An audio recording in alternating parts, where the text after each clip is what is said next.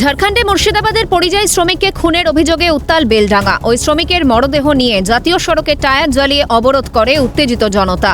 পাশাপাশি মুর্শিদাবাদের বেলডাঙ্গায় ট্রেন অবরোধ করেন বিক্ষোভকারীরা।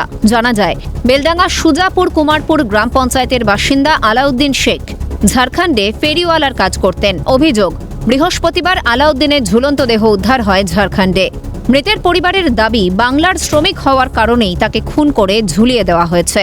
আমার ভাই পরশুদিন আমার ভাবির সঙ্গে দুটোর সময় কথা বলেছে, বিটির সঙ্গে ভিডিও কল করেছি। আমি ডিম আলু রান্না করেছি, দেখো ভাত খাবো, আমি কষ্ট করে আসি। আমার ভাই ভাত দিয়ে ভাত খেয়েছে, আর পিছন থেকে যেই আমার ভাইয়ের গলা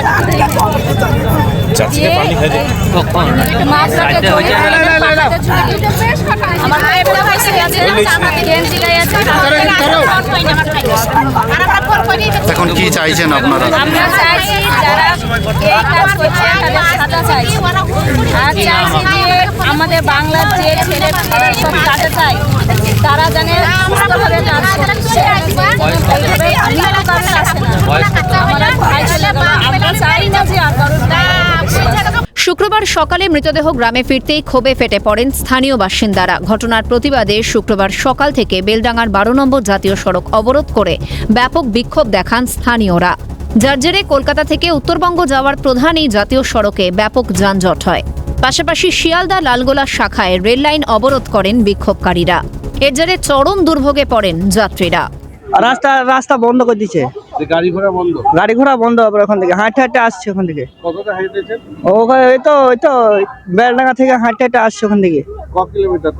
তাও ক কিলোমিটার হবে, 15-16 ওরকম হবে। দীর্ঘক্ষণ রাস্তা অবরোধ? ওই তো দীর্ঘ, সেই সকাল 8টা থেকে লেগেছে। তো কিছু পরিস্থিতি বোঝা যায় না, মোটামুটি বেরোতে রাত 8টা থেকে 9টা বেজে যাবে। কোথা থেকে আসছিলেন আপনারা? নলাটি পাহাড় থেকে। কি নিয়ে আসছেন? পাথর। যাবেন কোথায়? কলকাতা।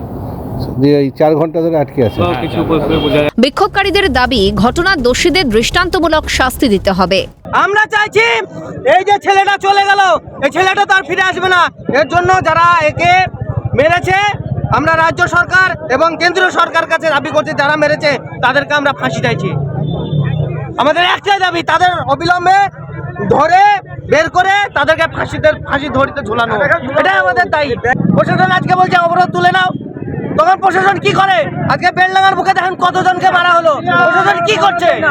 প্রশাসন বলতে পারছে না রাজ্য সরকারকে। কয়েক মাস থেকে তিনি বাড়িতে বারবার ধরে জানাচ্ছিলেন যে তাকে স্থানীয় কিছু লোক উত্তপ্ত করছে, বাংলাদেশি বলে আখ্যা দিচ্ছে। শুধু তাই নয়, বাংলা ভাষা ওখানে বলছে বলে এই সন্দেহটা তারা করছে।